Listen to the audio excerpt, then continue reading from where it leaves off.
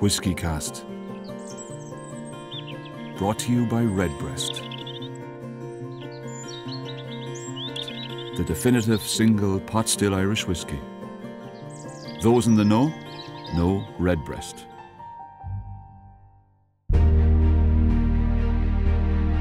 I've roamed and rambled, and I followed my footsteps to the sparkling sands of her diamond deserts. And all around me, a voice was sounding. This land was made for you and me.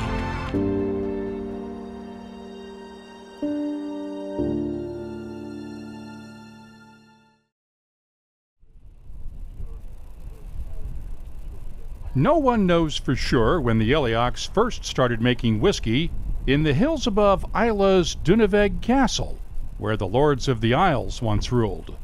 There were likely dozens of stills, mostly illegal, in the area around Lagavulin Bay, but over time the Islay joined forces and started making whiskey together.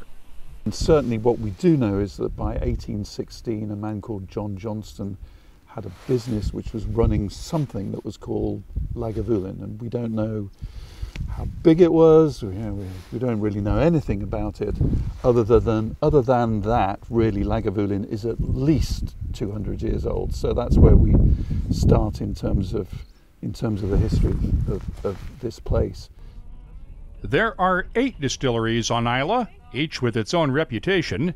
Lagavulin established its early. Under the guidance of Sir Peter Mackie, it became not only the heart of Whitehorse blended Scotch, but, as Alfred Barnard wrote in 1887 after visiting the distillery, an exceptionally fine malt whiskey in its own right. Lagavulin is a very slow-running distillery. It's not forced in any way. You will see other distilleries and you see the new make spirit running in the safe. Lagavulin just takes its time. We leave it always up in the tun room up there for 5 hours before we take it down and distill it. Head warehouseman Ian McArthur is the heart and soul of Lagavulin.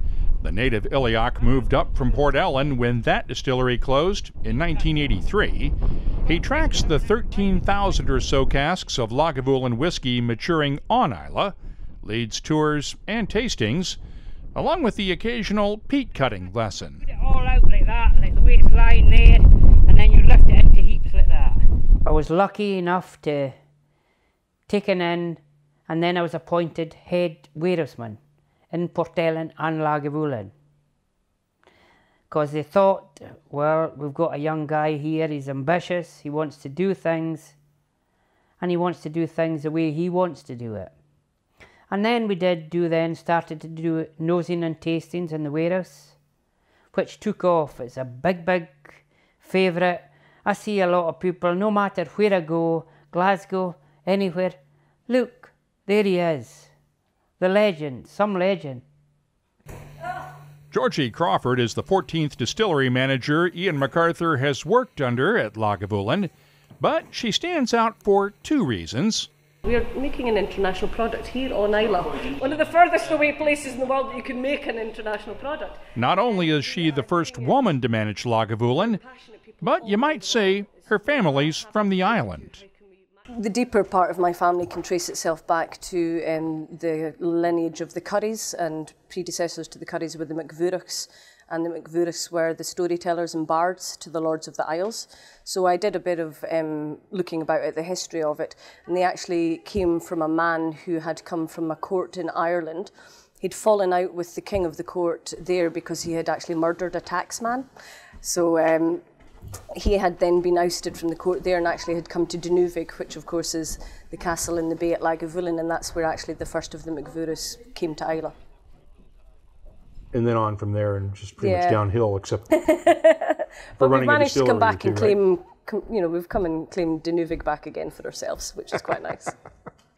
Between 1908 and 1962, there were actually 2 distilleries here. Malt Mill was a small distillery set up by Sir Peter Mackie to produce heavily peated whiskey for his blends after the family lost the rights to sell whiskey from down the road at Lafroig. Bottles of Malt Mill are so rare that they're a holy grail of sorts among whiskey collectors. This sample bottle of malt mill new make spirit came from the distillery's final run before it was dismantled. That's the only known bottle. I found that in a cupboard when I first came here, completely unsecured in my office, just in the side dresser. And I took a photo of it and I sent it to Nick Morgan and said, Nick, do we know we have this? And then I went, why did I do that? maybe we didn't know we had this. Everyone always says it's the only one. I'm presuming there's maybe a few in some lofts around locally, I don't know. But certainly it's the only one that we've got of it. And the fact that it's new make, I think, is what makes it really unique, because there's the DNA, you know.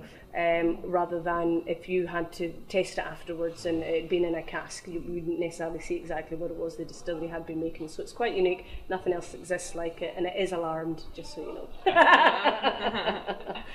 The way they make Lagavulin has changed little over the years. New technology minimizes the downtime, but the goal is to keep the DNA of Lagavulin for future generations, the same as it has been for generations. When my first grandkid was born, we decided to buy a 30-year-old bottle of Lagavulin. And a 30-year-old Lagavulin, my wife said to me, you'll never buy that, it's very expensive. I said, I will buy that, because it was a special occasion. And we bought it, and we drank it. That's what whiskey's for. If you don't like Lagavulin, that's okay with the folks at the distillery. They know it's an acquired taste. Besides, they can't make enough of it anyway. There's no halfway in a love affair with Lagavulin. You know, if you love it, you absolutely adore it, and I think you can see that in the work that Nick Offerman's done over the past couple of years. Take a sip. It's not smoky at all. Yeah, it's Lagavulin. Come on, that's not Lagavulin. Yeah, it is. I'll prove it to you. Wait right here. Actually, sir. You can't really talk about Lagavulin these days without mentioning the role of actor Nick Offerman as one of the brand's biggest fans. He took the hit TV show Parks and Recreation to Islay to film scenes at the distillery. We only became aware of it by people going, you do know there's this guy on the TV that's talking about your brand all the time.